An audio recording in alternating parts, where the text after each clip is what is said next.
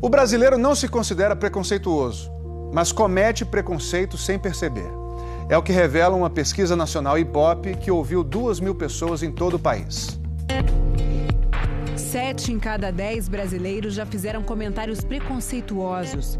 99% dos brasileiros já praticaram ou já viram uma cena de machismo. 97% viram ou praticaram um ato de intolerância racial. 97% também para manifestações de preconceito contra gays, lésbicas, bissexuais e transexuais. 92% dos brasileiros já praticaram ou viram algum ato de preconceito contra pessoas gordas. É a chamada gordofobia. E quais as frases preconceituosas mais ouvidas pelos brasileiros? Ela tem o cabelo ruim, em primeiro lugar, citada por 70% dos entrevistados. Ela está vestida igual a uma vadia, 68%. Pode ser gay, mas não precisa beijar em público. Essa frase já foi ouvida por 58% dos brasileiros. O preconceito muitas vezes abre portas para a intolerância. O Fantástico propõe agora uma reflexão sobre casos recentes que estão aí dividindo opiniões e gerando ainda mais manifestações de ódio.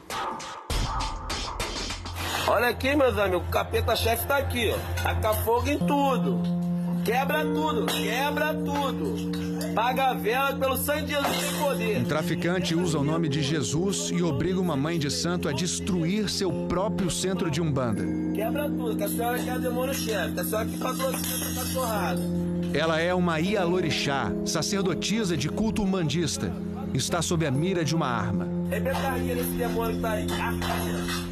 Foi há 3 semanas na Baixada Fluminense. Em apenas uma delegacia da região, 7 casos desse tipo estão sendo investigados. Um exemplo brutal da perseguição religiosa no nosso país. Historicamente, sempre houve essa perseguição. Ela não é episódica. Mas a nova face dela agora é uma face quando o tráfico de drogas se diz evangélico e começa a expulsar das comunidades as religiões de matriz africana. Eu não quero acreditar que a maioria do povo evangélico faça essa discriminação. Nessa semana, uma exposição que seria exibida no Museu de Arte do Rio Mar foi vetada pela prefeitura da cidade. A acusação é que os quadros seriam impróprios por conter referências a símbolos religiosos, a pedofilia e a zoofilia. 270 obras de 85 artistas brasileiros foram censuradas, proibidas. Sem consultar a opinião pública, o prefeito decidiu. Aqui no Rio, a gente não quer essa exposição. Saiu no jornal que ia ser no mar. Só se for no fundo do mar. Porque no Museu de Arte do Rio, não. A exposição se chama Queer Museu, Cartografias da Diferença na Arte Brasileira. As obras tratam de questões de gênero sexual e diferenças. São assinadas por artistas como Cândido Portinari, Lígia Clark, Yuri Firmeza e Adriana Varejão. Eu sou a favor que as exposições tenham sinalização para alertar o público sobre o conteúdo e orientação etária. Mas proibir que a exposição aconteça é um ato de censura, eu acho, inaceitável e perigoso para a sociedade como um todo. Essa mesma exposição, antes de ser censurada no Rio, foi cancelada em Porto Alegre. Protestos acusaram blasfêmia contra símbolos religiosos. Quem está com a razão? A Constituição, a lei suprema do Brasil, que essa semana completou 29 anos, determina: a liberdade de expressão é um direito fundamental na Constituição de 88, como é em quase todas as constituições do mundo. É justamente porque ela é uma forma de permitir que o cidadão ele tenha opinião própria e expresse essa opinião sem que o Estado determine o que ele pode ou não achar. Existe algum limite para a liberdade de expressão? O limite tem que ser aquilo que é vedado objetivamente pela lei.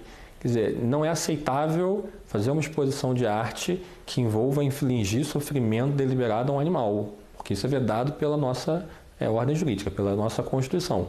Não é vedado fazer uma exposição de arte em que uma criança seja vítima de abuso sexual na frente dos outros. Isso é vedado pela nossa Constituição. A imagem de uma menina tocando o pé do artista Wagner Schwartz, que se apresentou nu durante uma exposição no Museu de Arte Moderna de São Paulo, gerou protestos e agressões. A menina estava acompanhada pela mãe, que é cenógrafa. e na porta da sala tinha um aviso sobre cenas de nudez. O que diz o Estatuto da Criança e do Adolescente, o ECA, diante desta imagem? O artigo 227 da Constituição diz expressamente que é um direito fundamental da criança o acesso à cultura. Verifica-se que, acompanhado por uma mãe que é do meio artístico e o próprio estabelecimento que recebeu aquela obra estabeleceu parâmetros de restrição e necessidade de acompanhamento, que não há nenhum indício de que houve uma vulnerabilidade à integralidade dos direitos fundamentais da criança e do adolescente. A placa indicativa de uma eventual restrição ou de uma descrição do conceito da obra é uma orientação que o pai vai considerar para iniciar a criança na obra ou não. Essa exposição não fere o ECA. Todo mundo é livre para não apenas não ir, mas não levar os filhos e criticar quem vai e quem leva. A questão é saber se eu posso impor aos outros essa minha visão de mundo. Então, uma família que queira, por razão religiosa, moral, convicção pessoal, qualquer razão, queira não naturalizar a nudez, tem todo o direito, inclusive, de criticar quem faça. A questão é, uma família que queira tratar a nudez de forma naturalizada, sem que haja um conteúdo sexual, uma interação sexual com a criança, porque isso, evidentemente, é vedado, essa família também deve ter o direito de fazer essa escolha. A gente pode achar errado, pode criticar, mas não deve querer impor aos outros o que a gente acha certo. Durante séculos, grandes artistas retrataram a nudez. Michelangelo, Mondigiani, Velázquez, Botero, Miró, Tarsila do Amaral. Esta semana, o prestigiado Museu d'Orsay, em Paris, relançou uma campanha feita há 2 anos. Tragam seus filhos para ver gente nua. O museu informou que a campanha é para compreender melhor as reações das crianças diante de obras de arte e, claro, motivar as crianças a irem ao museu. Existe uma diferença aguda entre aquilo que é erótico e aquilo que é artístico, o nu artístico. E quanto ao uso artístico de símbolos religiosos? Um dos mais conceituados artistas plásticos do Brasil, Vic Muniz, diz que graças à arte sacra, os fiéis podem formar uma imagem daquilo em que acreditam, a imagem do divino. Para Vic Muniz, sem a arte... A gente ia poder acreditar numa entidade divina, mas a gente não ia ter como se comunicar isso de uma forma adequada. Este quadro seria exibido na exposição que foi proibida no Museu de Arte do Rio. A obra se chama Cruzando Jesus Cristo com Deusa Shiva. Shiva, na verdade, é um deus. É uma das divindades supremas do hinduísmo. Ao jornal Gaúcho 0 Hora, o autor Fernando Baril explicou: aquilo não é Jesus, é uma pintura. É minha cabeça, ponto. Me sinto à vontade para pintar o que quiser. Diante da lei, essa pintura não representa vilipêndio religioso. Ela não fere o direito de crença. Proibir o que seja polêmico é o oposto da liberdade de expressão, da liberdade artística, da liberdade de informação. A arte, a expressão, por definição, sempre trataram de temas polêmicos, desconfortáveis, desagradáveis, até repugnantes para algumas pessoas. Portanto, proibir porque não se gosta do conteúdo é a censura artística, ideológica, política que a Constituição veda taxativamente, com muita ênfase. O Estado não tem que ser o censor para dizer o que tem ou não valor artístico. A mãe de santo perseguida por traficantes não prestou queixa à polícia. Mas o delegado da área encaminhou a denúncia ao Ministério Público. O preconceito é uma maneira muito primitiva de lidar com a diferença. É como se ainda precisássemos, de alguma forma, criarmos grupos oponentes a outros grupos diferentes. Lá atrás, nos primórdios, isso era necessário para a sobrevivência. Hoje não é necessário para nada. Pelo contrário, o mundo é feito de diferenças. Se você também observar, nunca houve um ato hostil de nenhum membro da nossa religião contra qualquer outra religião.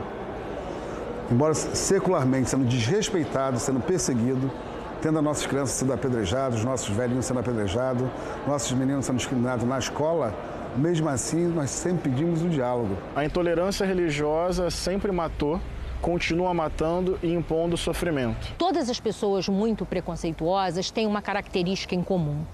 O medo, na verdade, um profundo medo de que aquilo em que acreditam, aquilo que os valores que permeiam sua vida se desapareçam, se diluam. Elas veem a pessoa diferente como uma ameaça. A experiência do sagrado é uma experiência muito profunda, muito sincera, tem a ver com o sentido da vida. Então, quando você é limitado, quando você é violentado simplesmente por exercer a sua fé, é o seu íntimo que está sendo violentado, é a sua verdade mais profunda que está sendo impedida. Se o Brasil caminhar para esse desenho que eles querem de sociedade, todas as pluralidades, todas as liberdades serão caçadas. E é só um diálogo que eu tô tendo com vocês. Da próxima vez eu mato. Esta cena filmada na Baixada Fluminense mostra um adepto da Umbanda sendo obrigado por traficantes a destruir as guias, os colares sagrados da religião. Ele veste uma blusa com a imagem de Jesus, que também é cultuado na Umbanda com o nome de Oxalá. Primeiramente você pede licença a Jesus. O traficante usa o nome de Cristo e ameaça um homem com um taco de beisebol onde se lê diálogo. É só um diálogo que eu tô tendo com vocês. Todos os cristãos, todas as cristãs são discípulos e discípulos de alguém que sofreu com ódio, a intolerância, a tortura e a violência. Portanto, não tem como usar o nome de Jesus para perseguir alguém. Não tem como usar o nome de Jesus para promover o ódio. Jesus foi vítima do ódio. Usar o nome dele para praticar o ódio é um absurdo, é uma grande contradição.